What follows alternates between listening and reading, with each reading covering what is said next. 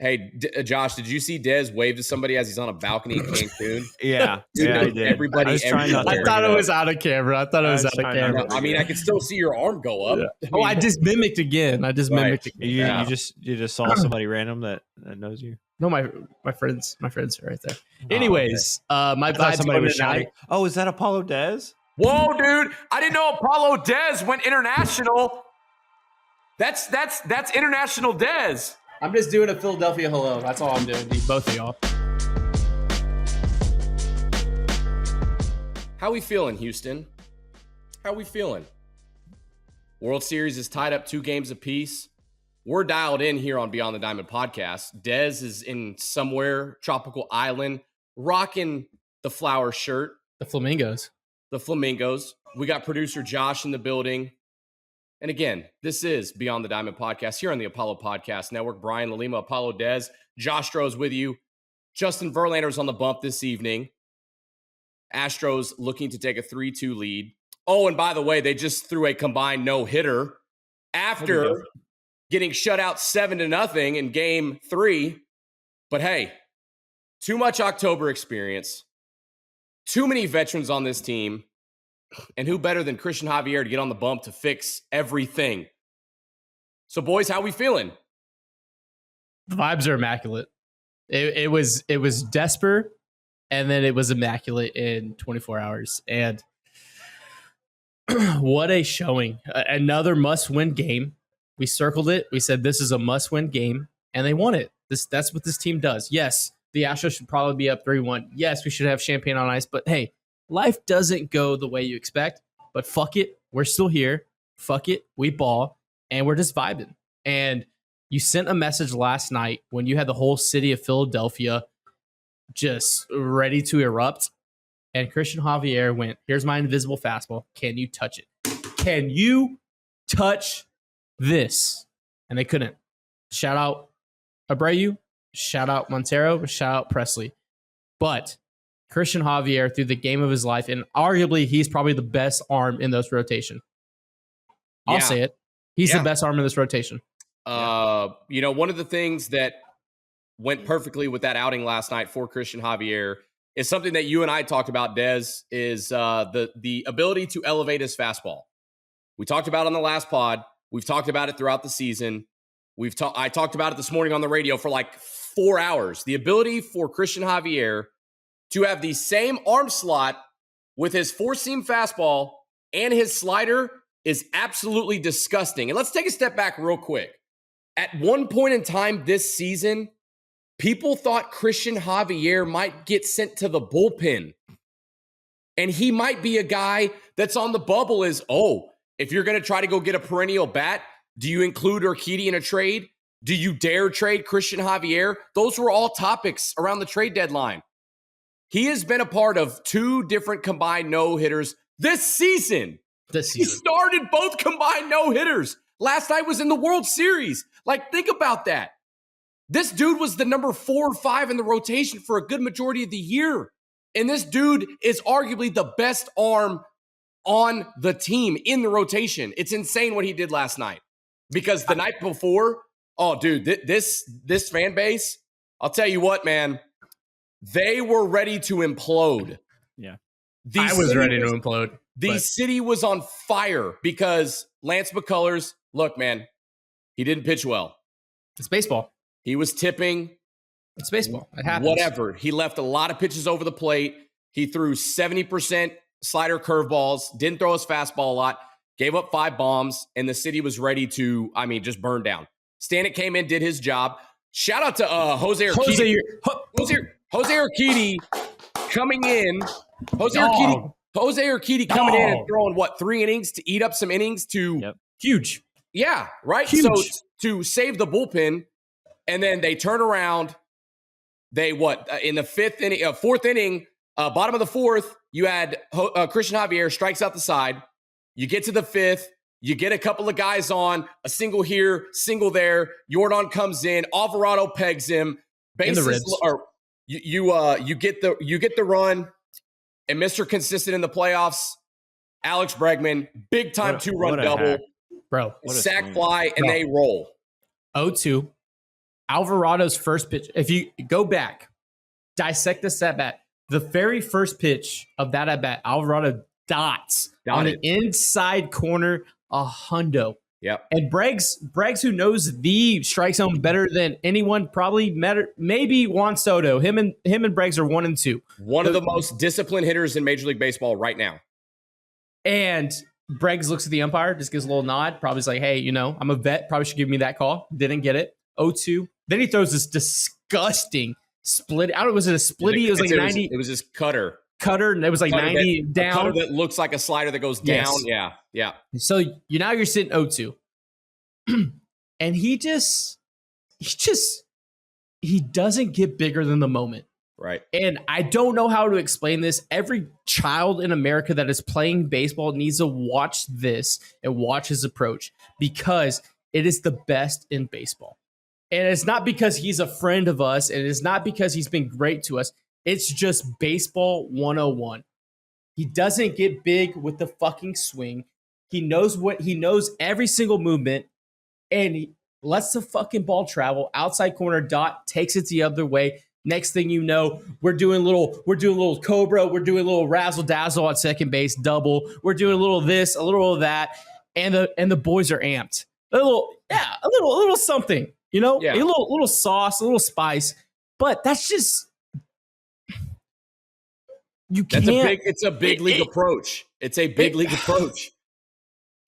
And everyone watching this now, if you've played one inning of baseball, you just have to be so rocked up, because it was one of the greatest at-bats I've ever seen, because it was just, the moment wasn't bigger than the swing. And it was just simple, foot down, go to work, and just let the ball the other way. Other way. And that was the hardest pitch Alvarado threw all night too. Yeah. And it's not a hero swing. It's not, hey, I'm doing this for the city. It's foot down, go to work. I'm letting everything I've trained for, everything I've worked with is in this mechanics of the swing. And that's a testament to himself, to his hitting coaches, to the Astros hitting staff, everything. Yeah. Foot down, go to work, and let it happen. And it springs forward, and now you're all over Alvarado's ass. Now fucking Thompson's like, I don't know what the fuck to do. Do I go Sir Anthony? Do I just punt this game now? Now you have them on their heels when they had us on the heels. And this is a heavyweight fight. Yes, the Astros should be up. Yes, we fucked up whatever we thought, going into the series, but now it's a dogfight. Now you're in the fucking mud. And what do? It's either me or him going home. Sure as hell, I'm not going home in a body bag. Yeah. I'm going to do whatever it takes in this mud to win this fucking dogfight. And we landed a big blow yesterday. Yeah, I think the biggest thing about that Bregman at bat is go to the game before that. Late in the game, they're getting their ass kicked, and he works a 12-pitch at bat for a walk. Dude. It's a good at bat. They're down 7-0. He fouls pitches off, works a walk. Okay, comes in, everything that you just diagnosed and dissected, goes the other way, 101, slaps it the other way for a double. The Phillies fucked up and let the Astros win last night. Now you got Noah Syndergaard starting tonight against Justin Verlander. I don't give a shit if there's a lot of people in this city. Trust me, we took calls all morning long that they don't want Justin Verlander to start. Where'd you take the calls at?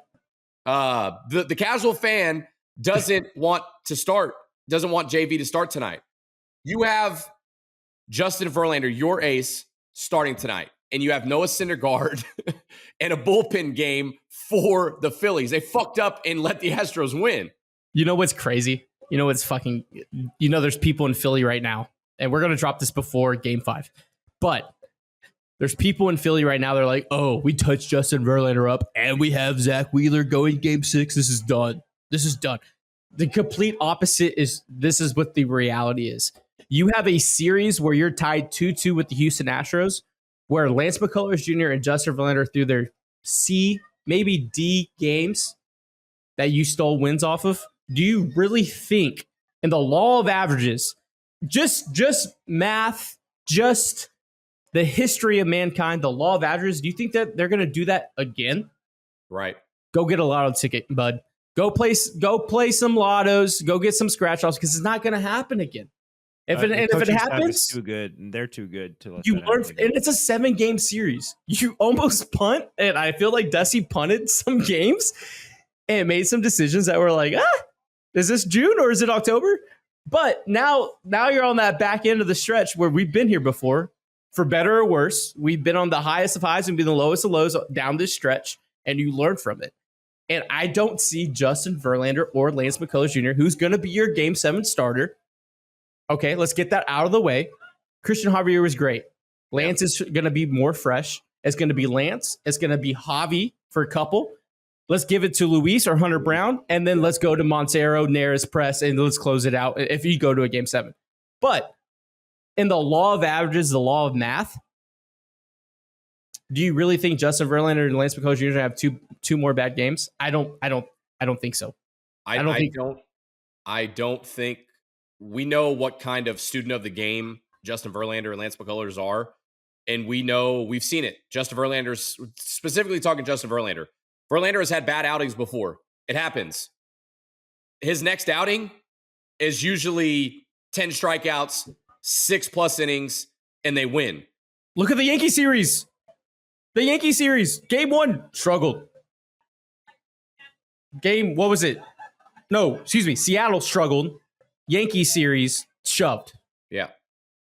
He learns. He builds off it. He literally builds off it. I just think the knock on him from the casual fan and from people is, he's 0 for 6 in the World Series. He hasn't gotten that first win yet. Okay, well, tonight's a perfect time to get it.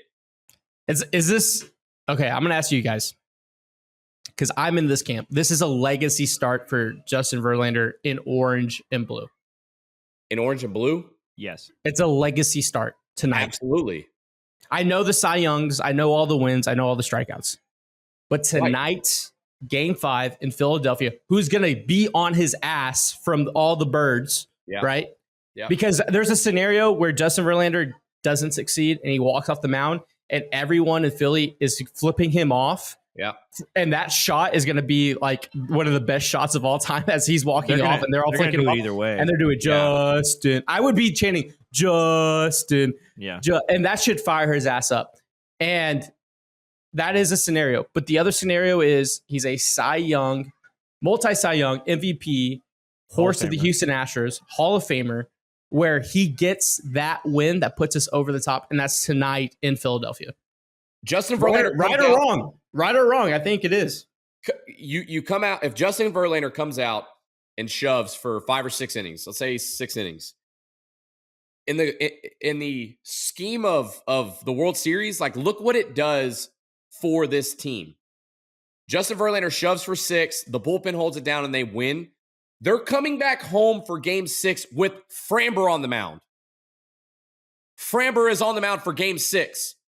Minute Maid Park, if they come home with a 3-2 series lead, I don't give a shit what you say about the Minute Maid crowd. That park is going to be absolutely electric because they know that Framber is on the mound. And Wheeler, we had one of the radio guys on from Philadelphia this morning who covers the Phillies. The talk of Zach Wheeler, and we discussed this too, that we all have heard that Zach Wheeler is hurt. I asked the dude straight up, I said, is Zach Wheeler hurt? He's not hurt, he's fatigued. Okay, so he's hurt. So he's got an extra day of rest. Then you had the rain out.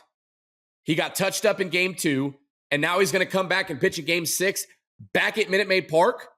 Yeah. Dude, he's going to get touched up again. Like, this is set up. The Phillies fucked up and let the Astros win. That rain out should have set up the Phillies to make the run and to win because it changed their pitching. Ranger Suarez dealt as a rookie. Aaron Nola, sorry, bub, you didn't. You got through 4, and then you allowed a couple singles. Dude, now you have a bullpen game tonight for Game 5 with Justin Verlander opposing you. The Phillies just dropped the ball. This is 100% a legacy start for Justin Verlander as an Astro. You shove tonight. You set the Astros up perfectly to win the World Series at home with Framber Valdez on the mound. I think there's a couple of things, and I think Wheeler's a bit touched up. Obviously, it sucks. Don't want to speculate on it.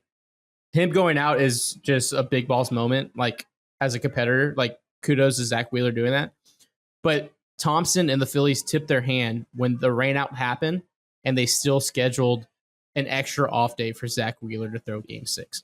Yep. Because there's no way in hell, if I'm a manager, I'm keeping my ace for a potential game 6 when Down it's 3-2. 2-2. Yeah. I mean, obviously, they could win tonight in a bullpen game. They're playing with house money if they win tonight, and then you have Wheeler to go game 6. But I'm throwing my dude in a game 5, and I think it goes to Dusty too. I think Dusty had to have a real hard conversation, and I think the front office had a real hard conversation. Do we move Framber up and JV back? And you know what? For better or worse, to fault them to go with your guys, and that is who Dusty Baker is. He will ride with his guys. He's like, I'm going with my Cy Young Award winner. I'm going with my Hall of Famer to throw game 5. And if it backfires, it backfires. That's just fucking baseball.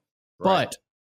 But you go with your guy, because if you go, hey, Justin, thank you for everything you've done. You're a Hall of Famer. We're pushing you to game 6. We're going Framber. That's not a vote of confidence. Not at all. But when you go to him like, hey, you got the fucking ball, you got the rock, get us back to Houston where we just got to win one. And hey, throw 2019 out the fucking window. Yeah. Throw it out the window. This is 100% different. You go to your guy, you look him in the eyes like, you have the rock, get us to Houston with 1 to go. Because you know what? This team, we've talked about it. This team, Blummer has said it, we've said it. The next guy behind you is going to pick you up. Right. And it's a testament to this culture. It's a testament to this organization. It's a testament to these players that they're going to pick up the guy behind them. Yes, Lance McCullers did not have a good start game 3. You know what? Cristian Javier just threw a fucking combined no-hitter to pick you up in game 4. That is a teammate. That is a family. That is a culture of winning that you cannot buy. You can spend hundreds of millions. I'm looking at you, the New York Yankees. I'm looking at you at the Rangers. I'm looking at every organization. You can't teach or throw money to create that culture. You just can't. And now the Astros have an opportunity to, 1, they've already got home field advantage, 2 of the next 3. But you send a message tonight in Philly that you leave every fan switching their Philadelphia cream blue jerseys, which are pretty sick, to Philly Eagle green by the end of the night. They're rocking the powder blues tonight? They're rocking powder blues on Thursday night. Are they? Which are pretty filthy. They're pretty filthy. And the Eagles are going to beat the absolute shit out of the Houston Texans. But you know what's going to happen, Brian? Uh-oh. We win tonight. The Philly fans are going to be like, well, we beat you with the Eagles. We beat the Texans tonight by 40. I've already seen that on social media. Watch how quick that turns.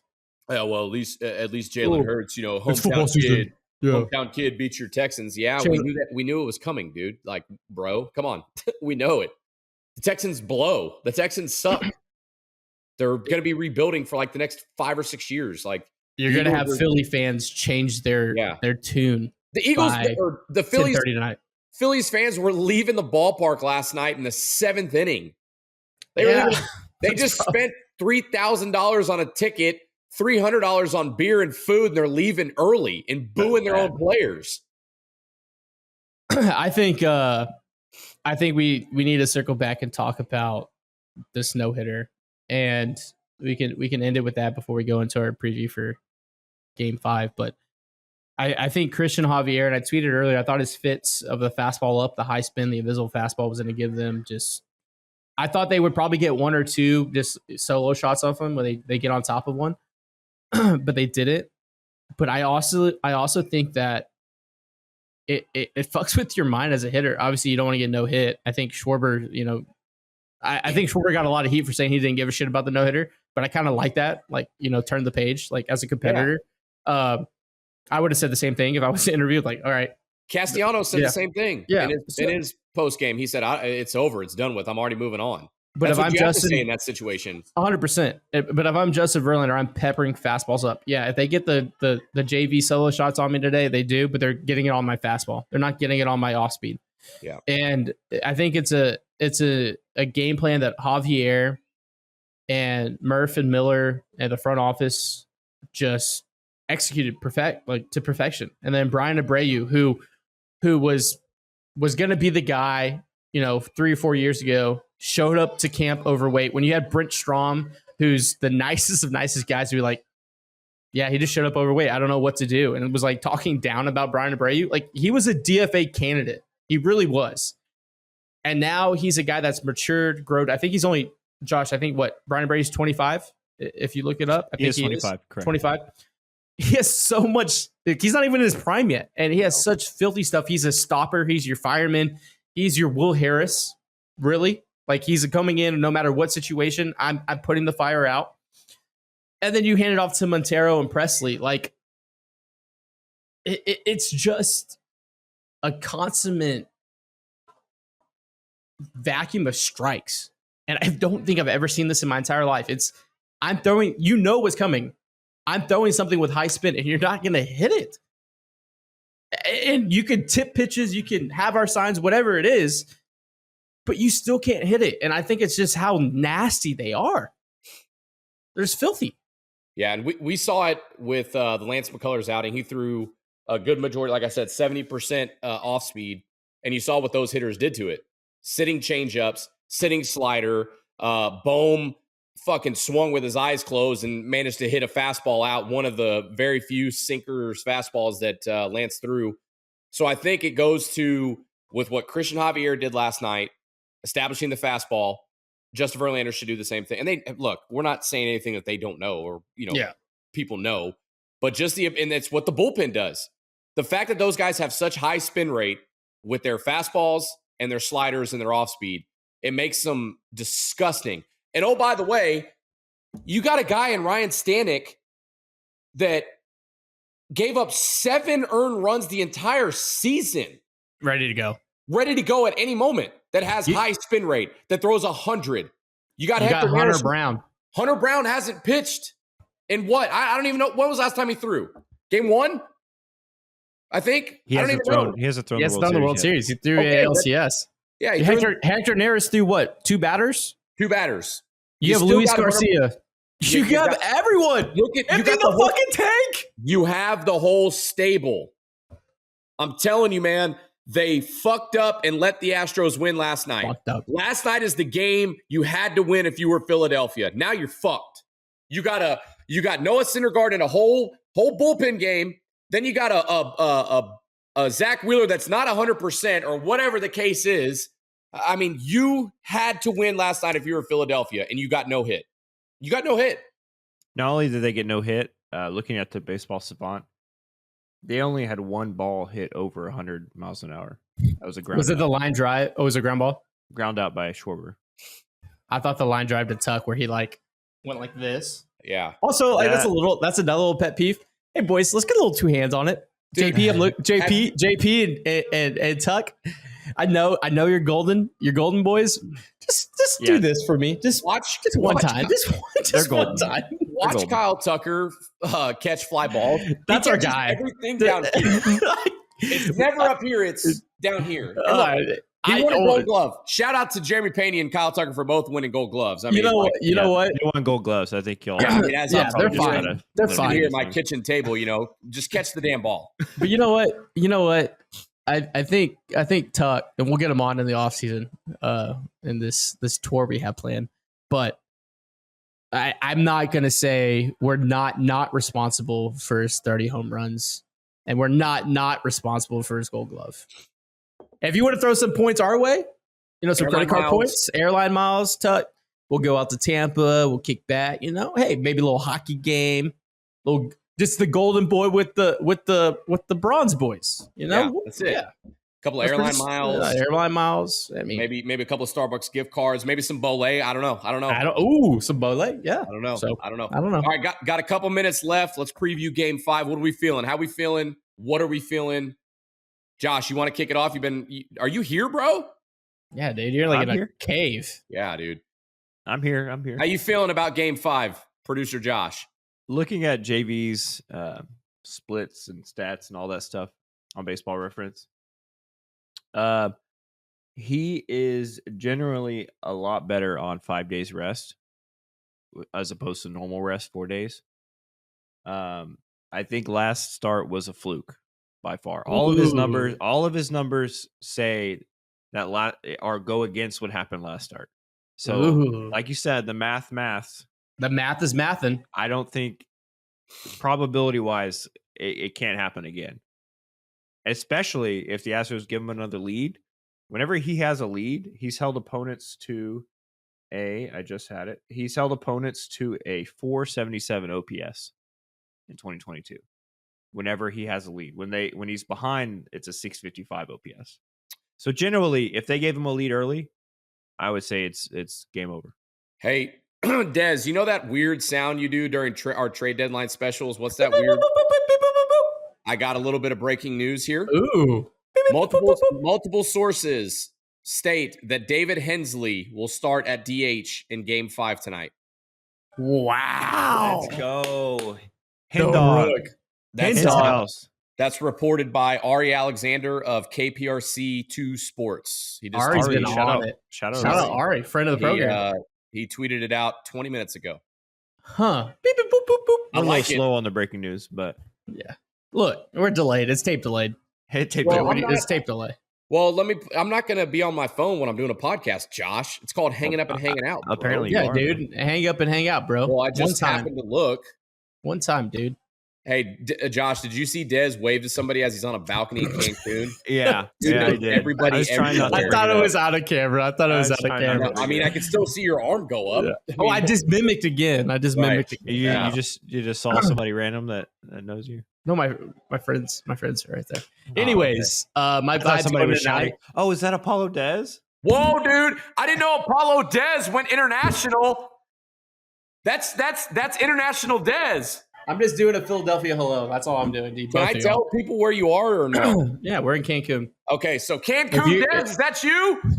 Yo, Cancun Dez.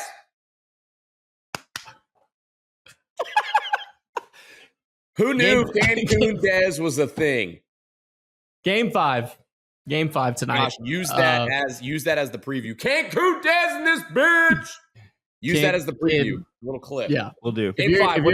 If you're in Cancun, say what's up. Game 5. Game 5. I think it's the legacy game. Okay. I think it's a I don't think he needs to go 7. 5 is great. 5 with a piggyback with Hunter or Luis or even Urquidy. Just get 5. I even if it's 1 or 2, just limit the big innings. Don't let momentum shift back that way. The elephant's in the room. The gorilla's on his back. All the hyperboles of that. We got the rally pup. Yeah. Like Rally pup. like it's the JV legacy game. And hell, the law of averages says he's going to shove tonight. Oprah's in the building. What's up? You get a car. You get a car.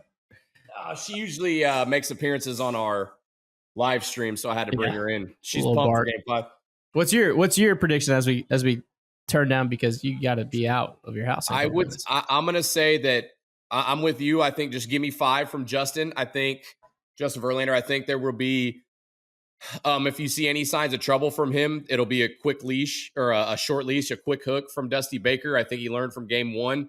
We'll probably see Hunter Brown if that's the case. I don't know. I just think Justin Verlander is too good and too much of a professional to learn from previous starts and implement it into another start. I think he goes at least 5 strong. I could easily see him going 6 strong. I would like to see him pitch to contact more because I feel like in Game 1, Get a he little just fancy. left. I think he not trying to get too cute, but I just think he left too many pitches over the plate. We know that he's a fly ball pitcher. Elevate the fastball, command your fastball, elevate it, pretty much try to mimic what Cristian Javier did. I just think he's too good to not make adjustments. I think 6, I'm going to say 6 strong. Dude, we aren't even, one thing that we didn't even really talk about is like this offense going against Noah Syndergaard. And then the like, bullpen. And That the we've seen bullpen. a lot. That we've seen a lot already. Right. I think Astros win 5-2. I think they get another 5 spot. A quick I thought. think it's like a 9-3 game. Or, yeah. I think Do you put anything on Hunter Brown going in after JV since they have such similar stuff and Oh. deliveries? Is I that would, would I, you I want would to put give someone a different between look? them. I would put Yeah. someone between them. I would say do whatever you can to save Luis Garcia in case there's a Game 7. Mm. Because you're going to need everybody in Game 7. I think I would throw. I think I throw Stanek between Verlander and JV and Brown. Brown. You know Neris is probably going to pitch tonight. Yes. He hasn't thrown. I don't know if you trot Montero back out there. Yeah. No, I don't back-to-back think you do. nights. I think you I think drop Neris press. I think Montero and Yeah. Neris basically flip games usually. Probably. They win 5-2.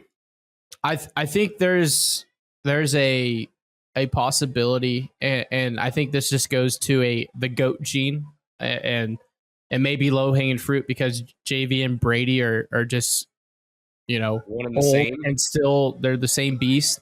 Yeah, and you can't keep giving these guys opportunities to be great. Right. And I guess he's 0-6 in the World Series. Yes, all this stuff. But at the end of the day, he's one of the greatest right-handed pitchers in Major League history. Yep. And you give him an opportunity to finally be great. And this may be the last call. This may be the last time he pitches in a Houston uniform. It'd be really fucking poetic for him just to go out and just give us one last shove. It really would be. They win. And I'm thankful, and I'm super thankful that he's been here. He didn't have to resign. He did. And hell, he's became a different man, a different person, different teammate, different ball player. And I don't think anyone else wants to see him succeed more than the Houston Astros. Yeah. And I think tonight is an opportunity to right all those wrongs and all the bugaboos and the elephant in the room. And I think we're going to see it tonight. Is it going to be a battle? 100%. Absolutely. The Phillies are not going to fold. They're not going to just roll over. And at the end of the still day, dudes over there. But it's going to be a war. Yeah, and at the end of the day, they're still playing at home. So 100%. they're not going to fold. Yeah. So if he I gives think me it's just poetic. 5 with 1 run, I'm so happy. Even 5 with 2. 5 with 2, I'm fine. This offense is going to put up runs. All right, Josh, you ready to get us out of here? Yeah. Hey, and none of this reading off the cuff, because last time you read, we lost. So I need something off the cuff. Trial by fire. Let's go. Electric. Let's do it. 3, 2, 1, go. Well, that's going to do it for the Apollo Podcast Network Beyond the Diamond podcast. This is Josh, Dez, and Brian. Thank you for listening. Thank you for watching. We'll see y'all next time. Maybe we should just have him write it out. No, we don't need him to write it out because when he does it off the cuff, we win. Book it. Astros in 6. Love you guys.